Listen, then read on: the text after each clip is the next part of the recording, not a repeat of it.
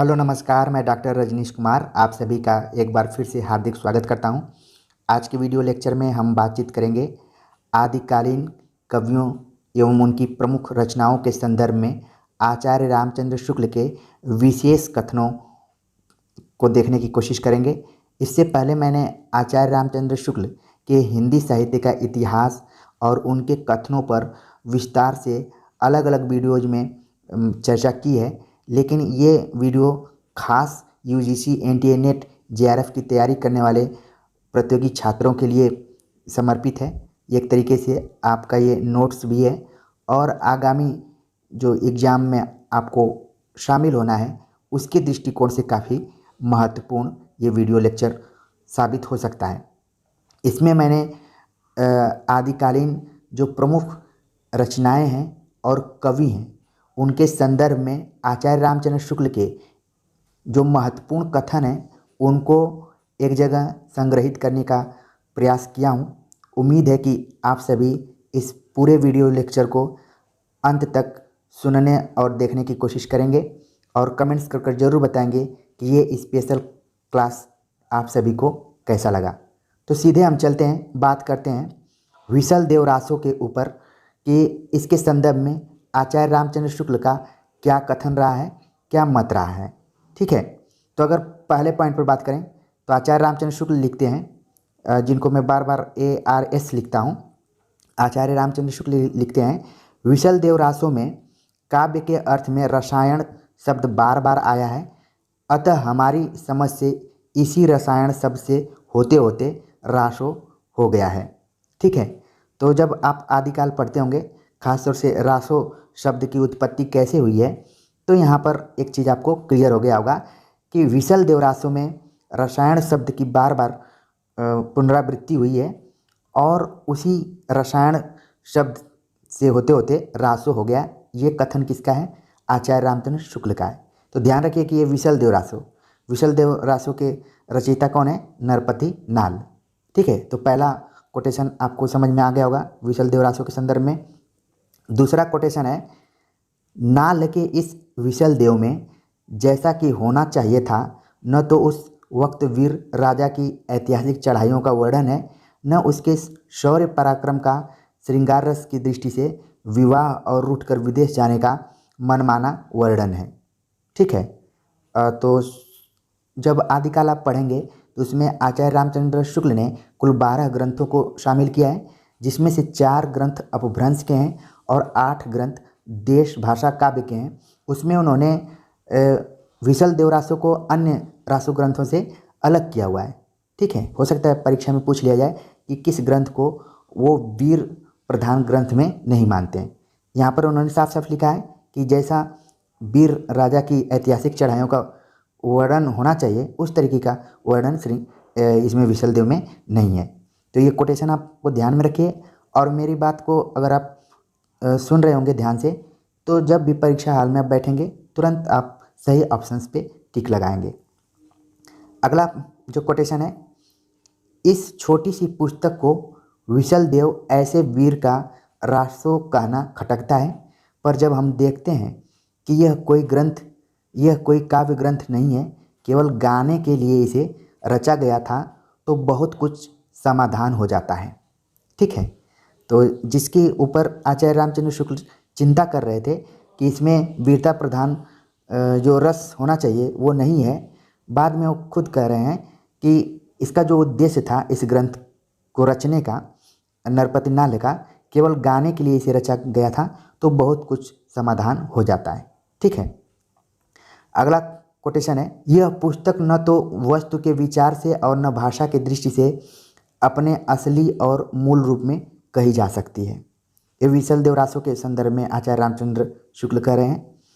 अगला पॉइंट है, इनके यानी कि विशल देव का जो नाम है विग्रह राज चतुर्थ, कई बार एग्जाम में पूछ लिया जाता है, तो लिख रहे हैं कि इनके विशल देव या विग्रह राज चतुर्थ वीर चरित्र का बहुत कुछ वर्णन इनके राजकवि सोमदेव रचित ललित विग्रह राज नाटक में है। तो हमने 5 पॉइंट्स देखा कि विशल देव रासो के बारे में आचार्य रामचंद्र शुक्ल के क्या क्या मंतव्य रहे हैं, क्या क्या उनके कथन रहे हैं। अगर इन पांचों से किसी भी तरीके का सवाल आपको आता है तो उम्मीद है कि आप उसको 100% सही करने की कोशिश करेंगे। अब चलते हैं जो दूसरी महत्वपूर्ण रचना है पृथ्वीराज रासो पर चर्चा करते हैं। आचार्य रामचंद्र शुक्ल पृथ्वीराज रासो के संदर्भ में लिखते हैं कि ये चंदवरदाई हिंदी के प्रथम महाकवि माने जाते हैं और इनका पृथ्वीराज रासो हिंदी का प्रथम महाकाव्य है। ये कोटेशन कई बार एग्जाम में पूछा जा चुका है, ठीक है। तो यहाँ पर ये जो शब्द लिखा गया चंदवरदाई के लिए, कई बार इसको हटाकर परीक्षा में पूछ लिया जाता है। ये हिंदी के प्रथम महाकवि माने जाते हैं और इनका पृथ्वीराज रासो हिंदी का प्रथम महाकाव्य है। ये कोटेशन है आचार्य रामचंद्र शुक्ल का पृथ्वीराज रासो के संदर्भ में। अगला महत्वपूर्ण जो कथन है पृथ्वीराज रासो के संदर्भ में, यह ग्रंथ न तो भाषा के इतिहास के और न साहित्य के इतिहास के जिज्ञासुओं के काम का है, ठीक है। और तीसरा जो पॉइंट है, यह पूरा ग्रंथ वास्तव में जाली है। यह सब बात कही जा रही है पृथ्वीराज रासो के संदर्भ में। अगला महत्वपूर्ण कोटेशन है, भाषा की कसौटी पर यदि ग्रंथ को कसते हैं तो और भी निराश होना पड़ता है, क्योंकि वह बिल्कुल बेठिकाने है, उसमें व्याकरण आदि की कोई व्यवस्था नहीं है। ये बात कही जा रही है पृथ्वीराज रासो के संदर्भ में। अगला पांचवा पॉइंट है, दोहों की और कुछ कुछ कवित्वों की भाषा तो ठिकाने की है, पर त्रोटक आदि छोटे छंदों में तो कहीं कहीं अनुस्वारांत शब्दों की ऐसी कुत्मानी भरमार है जैसे कि संस्कृत प्राकृत की नकल की हो, ठीक है। तो हमने देखा कि 5 पॉइंट पृथ्वीराज रासो के संदर्भ में आचार्य रामचंद्र शुक्ल के महत्वपूर्ण कथन हैं। तो 5 हमने विशल देव रासो में देखा, 5 पृथ्वीराज रासो में देखा। तो ये 2 महत्वपूर्ण रचनाएं हैं। अगली जो महत्वपूर्ण रचना है उस पर भी हम देखने की कोशिश करते हैं। परमाल रासो, जिसे कि आलाखंड भी कहा जाता है, उसके संदर्भ में आचार्य रामचंद्र शुक्ल का क्या मंतव्य है, क्या कथन है, उसको देखते हैं।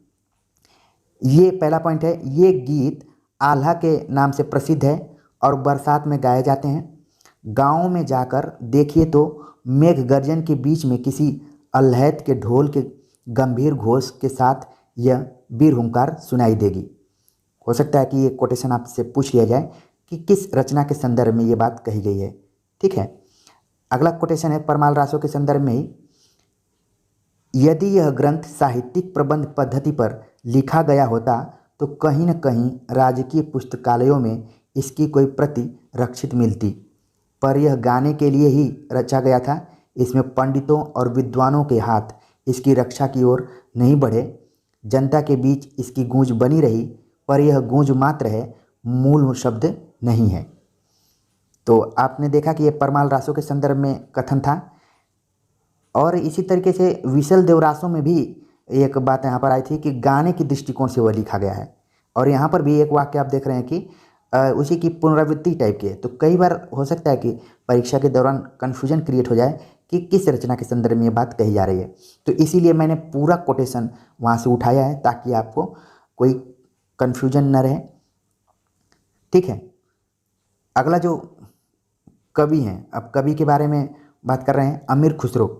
पिछले जब हम UGC NTA नेट के पेपर को हल कर रहे थे और उस पर चर्चा कर रहे थे तो अमीर खुसरो से संबंधित आचार्य रामचंद्र शुक्ल के कुछ कथनों को 1 2 3 4 करके दिया गया था और पूछा गया था कि इसमें से कौन सत्य है या असत्य है, ठीक है।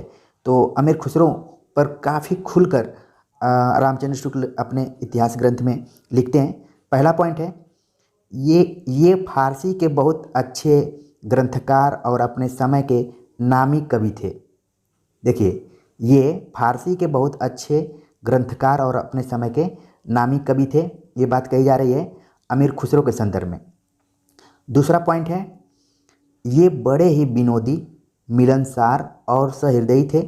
इसी से जनता की सब बातों में पूरा योग देना चाहते थे। ये बात कही जा रही है अमीर खुसरो के संदर्भ में।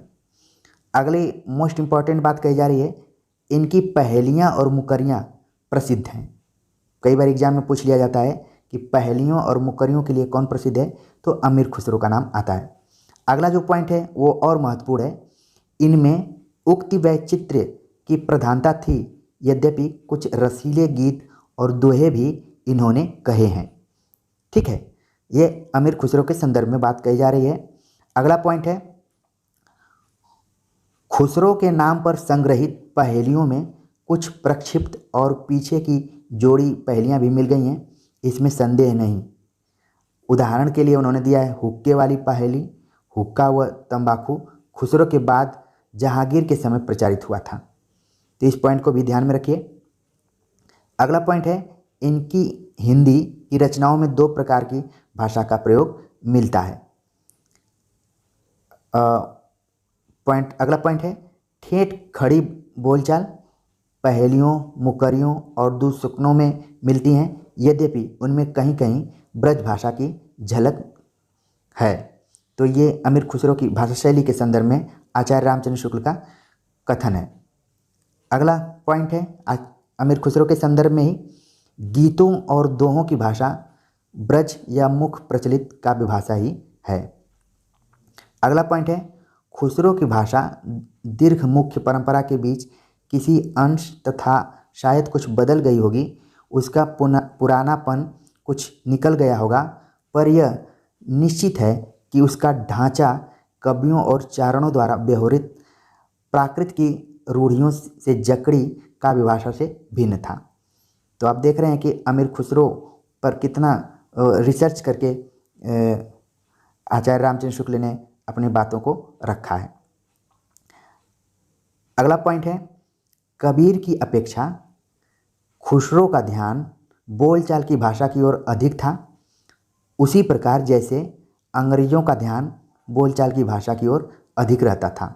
ये बहुत ही मोस्ट इम्पॉर्टेंट यहाँ पर कथन है आचार्य रामचंद्र शुक्ल का कि कबीर की अपेक्षा खुसरो का ध्यान बोलचाल की भाषा की ओर अधिक था, और ये तुलना कर रहे हैं कि उसी प्रकार जैसे अंग्रेजों का ध्यान बोलचाल की भाषा की ओर अधिक रहता था। अगला पॉइंट है, काफ़ी बार ये परीक्षा में पूछा जा चुका है, खुसरो का लक्ष्य जनता का मनोरंजन था, पर कबीर धर्मोपदेशक थे, अतः उनकी बानी पोथियों की भाषा का सहारा कुछ न कुछ खुसरो की अपेक्षा अधिक लिए हुए हैं। ठीक है, तो आप देख रहे हैं यहाँ पर कि अमीर खुसरो की तुलना कबीर से भी लगातार आचार्य रामचंद्र शुक्ल कर रहे हैं कि खुसरो का लक्ष्य जनता का मनोरंजन था, पर कबीर धर्मोपदेशक थे, अतः उनकी बानी पोथियों की भाषा का सहारा कुछ न कुछ खुसरो की अपेक्षा अधिक लिए हुए हैं। ठीक है, तो ये 11 पॉइंट हमने देखा अमीर खुसरो के बारे में। अब अगले जो महत्वपूर्ण कवि हैं विद्यापति, उनके संदर्भ में आचार्य रामचंद्र शुक्ल के क्या कथन है उनको देखते हैं।